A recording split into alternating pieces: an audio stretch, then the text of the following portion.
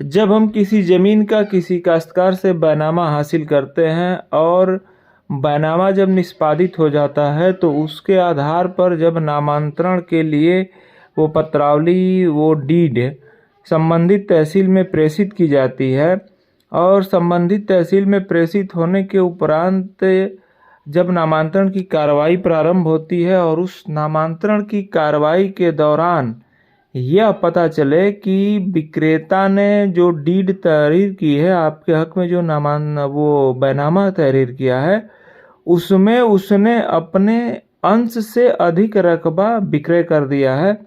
और जब इस बात की जानकारी उस खतौनी में दर्ज अन्य सह खातेदारों को होती है तो उनके द्वारा नामांतरण के मुकदमे में आपत्ति दाखिल की जाती है और उस आपत्ति में उनके द्वारा यह आधार बनाया जाता है कि जो विक्रय पत्र तहरीर किया गया है उस विक्रय पत्र में विक्रेता के द्वारा अपने अंश से अधिक रकबे का विक्रय कर दिया गया है।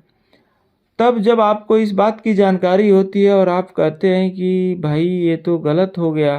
फिर भी अब नामांतरण न्यायालय के समक्ष आप कहते हैं कि नहीं, नामांतरण अगर हमारा बैनामा कहीं से स्थगित खंडित नहीं है तो नामांतरण की कार्रवाई किया जाए और नामांतरण सरसरी प्रक्रिया मान करके आप नामांतरण के लिए सक्षम न्यायालय के समक्ष अपनी बात को रखते हैं। लेकिन ज़्यादातर मामलों में लोगों को ये जानकारी नहीं है कि आखिर अगर किसी खातेदार द्वारा यानी किसी खातेदार द्वारा अगर कोई पंजीकृत विलेख अपने हिस्से से अधिक रकबे का अगर तहरीर कर दिया जाता है तो उसके आधार पर क्या नामांतरण की कार्रवाई की जा सकती है, और अगर उसके आधार पर नामांतरण की कार्रवाई की जाती है तो नामांतरण की कार्रवाई का क्या परिणाम होगा। और ऐसे प्रकरण में अगर नामांतरण का वाद चल रहा हो और सक्षम न्यायालय जो है के समक्ष कार्रवाई विचाराधीन हो तो क्या किया। सर्वप्रथम तो इस बात की आपको जांच करवानी पड़ेगी पिछले रिकॉर्ड को देख करके कि उस विक्रेता ने जो विक्रय विलेख तहरीर किया है उसका अंश उस जमीन में कितना है और उसने कितने रकबे का आपको विक्रय विलेख तहरीर किया है। साथियों, इसीलिए किसी भी ज़मीन का विक्रय पत्र हासिल करने से पहले ये देख लेना महत्वपूर्ण होता है कि उस विक्रेता का उस ज़मीन में अंश उतना है कि नहीं है जितना वह आपको विक्रय कर रहा है। अगर आप पिछले रिकॉर्ड का मुआयना कराते हैं और उसमें ये पाया जाता है कि नहीं, वास्तव में इस विक्रेता ने अपने अंश से अधिक रकबे का विक्रय कर दिया है, तो नियमानुसार अगर उसने अपने अंश से अधिक रकबे का विक्रय किया है तो वो उतना रकबा तो आपको किसी भी सूरत में प्राप्त नहीं होगा। और अगर उसने अपने अंश से अधिक हिस्से का विक्रय अगर कर दिया है तो उसके आधार पर नामांतरण की कार्रवाई भी नहीं।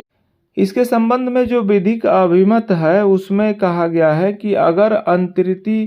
द्वारा अपने हिस्से से अधिक क्षेत्रफल का बैनामा निष्पादित कर दिया जाता है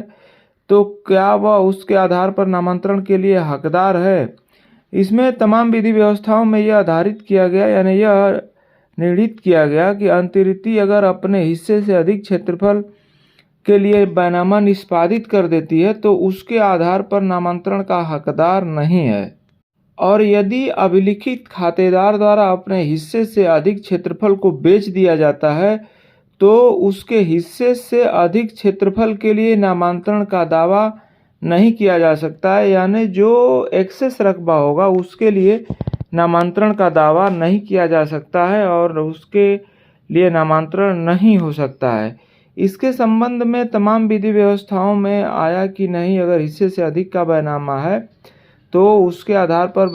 जो है नामांतरण की कार्रवाई नहीं की जाएगी। इसके संबंध में 2020 आरडी पेज 711 और 2015 आरएलटी पेज 8 में इस प्रकार की विधि व्यवस्थाएं आपको देखने को मिल सकती हैं।